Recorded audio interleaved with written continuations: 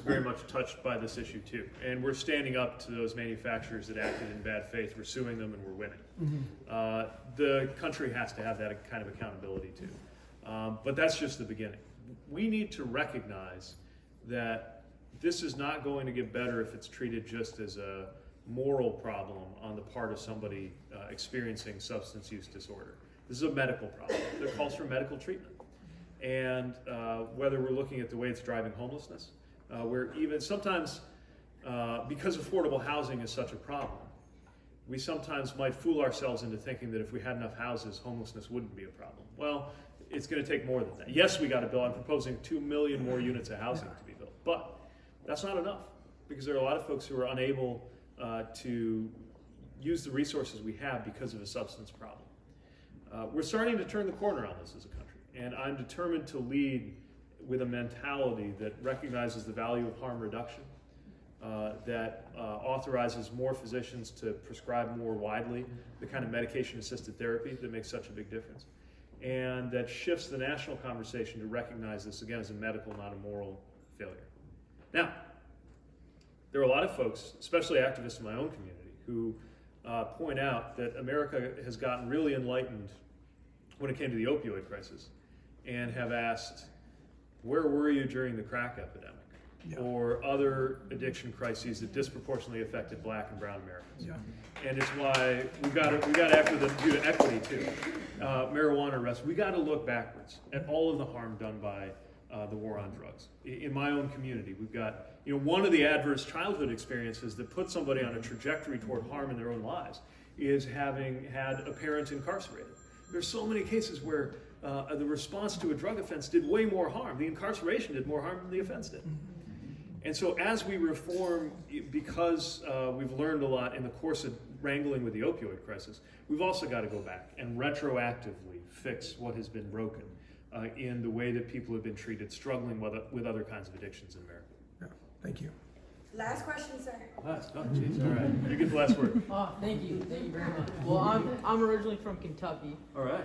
So I have the honor of having Mitch McConnell as my senator. Oh, God.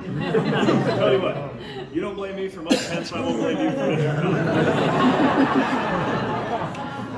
So I was just gonna ask, how do you plan on working with Congress when every time President Obama tried to get something done, Mitch McConnell was just telling him, I won't do it. I think he was on CNN and he said the greatest accomplishment of my life was stopping Merrick Garland. I mean, how are you planning on working with that? Smart question. So I pride myself on working across the aisle. I'm a Democratic mayor from Indiana. I wouldn't have anything much done if I hadn't figured out how to work with. I'm on my third Republican governor, and we've worked some better than others, but we work together. But for that to happen, there has to be some level of good faith. The problem with Mitch McConnell is it's bad faith, right? The whole Merrick Garland thing you're talking about is a matter of principle. You would never have a confirmation during an election year. And then he said if it happened next year, he'd totally have a vote. So he's not even pretending. So how do you deal with this? Well, I'll tell you plan B, and then I'll tell you plan A. Plan B rests on the fact that even more than, as I was saying earlier, even more than what's available to President Obama, we got a healthy majority, American majority, ready to go on these issues. Not just issues where Democrats have been trusted for a long time, higher minimum wage, need for paid family leave, what to do about health care, climate change, but also areas where my party's been on defense most of my lifetime, like immigration and guns. You look at gun policy, 80% of Republicans think we ought to at least do background checks. Now, that's Republicans in general in America, not so much Republicans in Congress, right? So when there's that much daylight between folks, even in a conservative area, who want to see these changes happen, and the people representing them in D.C., the way I see it, the best use of that big airplane that comes with the Oval Office is to fly it right into the district of somebody who's getting in the way, or the home state of the senator who's getting in the way of a policy. It's not only the right thing to do, but commands a pretty high level of support, and force them to explain to their voters why they are defying them on these issues. So that's plan B. Plan A, as a candidate from the middle of the country with a different set of experiences and strengths than folks expect, is to make sure that we got enough coattails in the 2020 election to see to it that somebody like Mitch McConnell is not in the majority or preferably not in the Senate at all by the time I take office.